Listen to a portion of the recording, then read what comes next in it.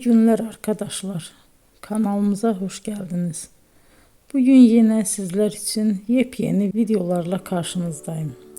İki başarılı oyuncularımız Elçin Sangu ve Barış Ardus'tan güzel paylaşımlarını sizler için hazırladık.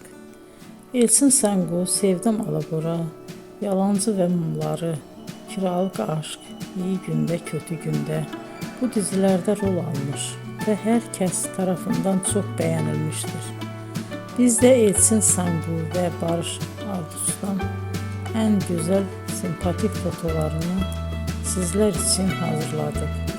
Bu karelerin devamını istiyorsanız emeğe saygı olarak kanalımıza abone olup yorum yazmayı unutmayın arkadaşlar.